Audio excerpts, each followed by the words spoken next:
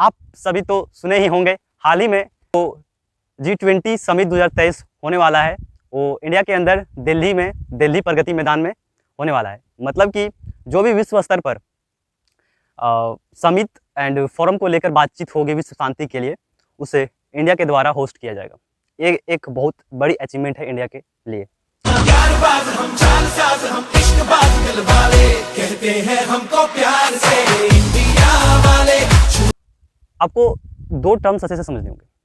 Number 1 G20, number 2 G7। But G20 को समझने से पहले आपको G7 समझना होगा, और G7 को भी अच्छे से समझने के लिए हिस्ट्री ऑफ G7 समझना होगा। तो चलिए समझते हैं बिना कोई देरी किए।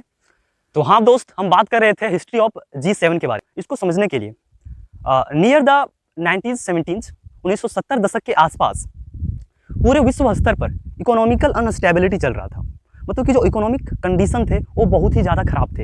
इसके कई सारे रीजन्स थे, जिसमें से वन ऑफ द बिगेस्ट जो रीजन था वो ऑयल क्राइसिस था अरब कंट्रीज़ का।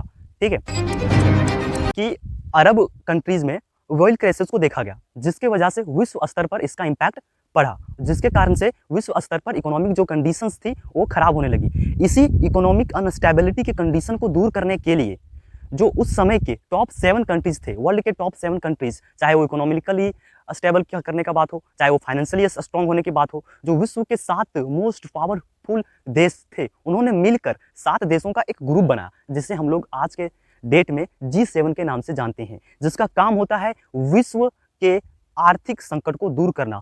अच्छा, अब सवाल आता है कि ये G7 के अंदर कितने सारे देश हैं। तो G7 के अंदर टोटल 7 देश हैं। वो कौन कौन है?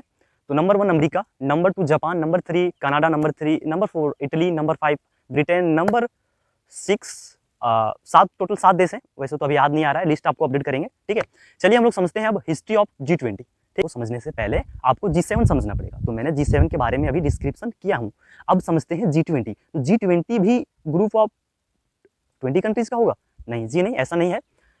India has formally taken over the presidencies of the G20. इस G20 की मेजबानी भारत को मिलना एक बहुत ही बड़ा अवसर है। India is readying itself to host the वो कितने कंट्रीज का होगा, कितने संघ का होगा, वो तो बाद में बात करेंगे। अभी फिलहाल समझते हैं हिस्ट्री ऑफ G20।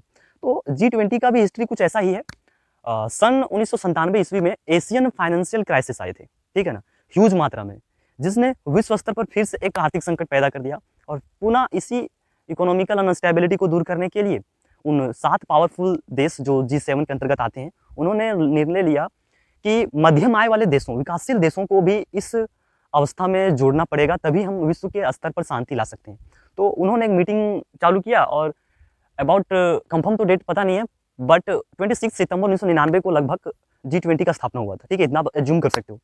स्थापना होने के बाद इसके अंदर कई सारे देश और इन्वॉल्व हुए। G7 प्लस में यूरोपियन यूनियन, प्लस में India, Brazil, Mexico, Korea kingdom, और भी ऐसे बहुत सारे कंट्रीज हैं। स्पेन हो गया, ऑस्ट्रेलिया हो गया, इस तरह के कई ऐसे कंट्रीज हैं जो कि इसमें जुड़े। हम आपको लिस्ट अपडेट करेंगे। ठीक है, तो इस वीडियो का जो मेन जो टॉपिक था ना, वो यही था, G7 एंड G20 को अच्छे तरीके से विजुअलाइज करना। उम्मीद करता हूँ कि आप लोग समझ गए होंगे। अब इस रिलेटेड एक सम्मेलन होता है, ठीक है ना, एक सम्मेलन होता है, एक शिखर सम्मेलन होता है। तो सम्मेलन G7 के आने के बाद और G20 के आने के पहले भी हो रहा था। ठीक है, सम्मेलन में क्या होता था ना, कि किसी भी देश के सिर्फ केंद्रीय बैंक के गवर्नर और फाइनेंशियल मिनिस्टर ही उस मीटिंग में भाग ले सकते थे, जिसके कारण से जो वैश्विक स्तर पर बातचीत होती थी वो राष्ट्रीय स्तर पर ही बातचीत हो सकती थी। इस कारण से हमको आगे बढ़ने के लिए एक और लेवल हमको स्टार्ट करना पड़ा, जिसका नाम हमको दे दिए गए हैं शिखर सम्मेलन। शिखर सम्मेलन के अंदर राष्ट्रीय अध्यक्षों का भी बैठक होने लगा। अरे देवा, अभी मजा आएगा ना भिड़ो। था 2 देश के राष्ट्रीय अध्यक्ष आपस में बातचीत करके किसी भी कॉम्प्लेक्स गंभीर से गंभीर समस्याओं जो कि विश्व स्तर पर होती है, जैसे कि ग्लोबलाइजेशन आप बोल सकते हो, या फिर बोल सकते हो कि ग्लोबल वार्मिंग, या फिर बोल सकते हो मानव तस्करी, आप बोल सकते हो आतंकवाद, इस सारे कॉम्प्लेक्स टॉपिक पर बातचीत करके उसका सॉल्यूशन निकालना, ये होता है G20 का काम। ठीक है, तो सम्मेलन में अंतर और शिखर सम्मेलन में अंतर आप लोग दोनों समझ गए होंगे। ठीक है, G7 और G20 के मेंबर्स, कंट्रीज के मेंबर के बारे में लिस्ट आपको अपडेट करेंगे। तो अब आपको समझना पड़ेगा G20 के कार्य प्रणाली के बारे में, कि इसका कार्य प्रणाली कैसे होता है। तो G20 के कार्य प्रणाली को समझने से पहले आपको ट्रोइका सिस्टम के बारे में जानना पड़ेगा। तो गाइस ट्रोइका सिस्टम क्या होता है? ट्रोइका सिस्टम बेसिकली एक ऐसा सिस्टम होता है 3 कंट्रीज का, इसको आप ऐसे विजुअलाइज कीजिए। शिखर सम्मेलन अभी जहाँ हो रहा है, मतलब कि इंडिया, इससे पहले शिखर सम्मेलन जहाँ हुआ था, मतलब कि इंडोनेशिया 2022 में, और 2023 के बाद ब्राजील में शिखर सम्मेलन होगा। इन तीनों देशों के नेतृत्व में विश्व स्तर के गंभीर से गंभीर समस्या जैसे मानव तस्करी हो गया, ग्लोबल वार्मिंग हो गया, डिफॉरेस्टेशन हो गया, इस सब पर उन 3 देशों का राय रखा जाएगा। इन 3 देशों के द्वारा जो भी फैसला लिया जाएगा वो उन G20 देशों के बीच में रखा जाएगा। फिर G20 देशों 19 G20 के अंदर, कहने का मतलब होता है कि G20 के अंदर 19 देश हैं और एक यूरोपियन यूनियन है। तो इन G20 के कॉम्बिनेशन से, इन G20 के नेतृत्व में, ठीक है, उन 3 देशों का बातचीत सुन करके उन्होंने वो लोग एक निर्णय लेंगे।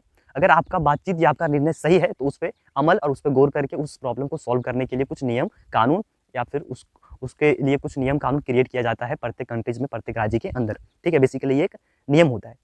तो यहाँ तक तो हम लोग ये समझ गए कि G7 क्या होता है, G20 क्या होता है, सम्मेलन और शिखर सम्मेलन इन सारे फील्ड में कैसे कैसे अलग होते हैं, और G20 का कार्य प्रणाली क्या होता है ट्रोइका सिस्टम के अंदर।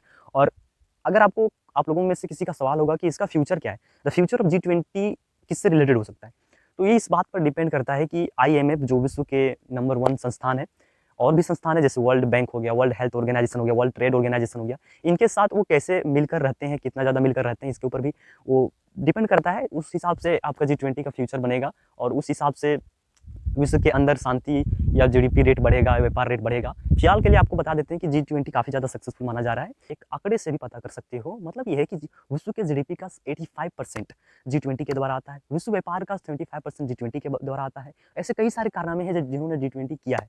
तो अब आपको समझ में आ रहा होगा कि इंडिया भी अभी काफ़ी पीछे नहीं है, इंडिया भी बहुत आगे बढ़ रहा है, ठीक है। तो उम्मीद करते हैं कि आपको ये वीडियो पसंद आया होगा, समझ में आया होगा। कोई दिक्कत है तो आप कमेंट कर सकते हैं बेहिचक, हमारे व्हाट्सएप नंबर पर मैसेज कर सकते हैं, फ़ोन नहीं 77 69 40 54। तब तक keep learning and keep exploring.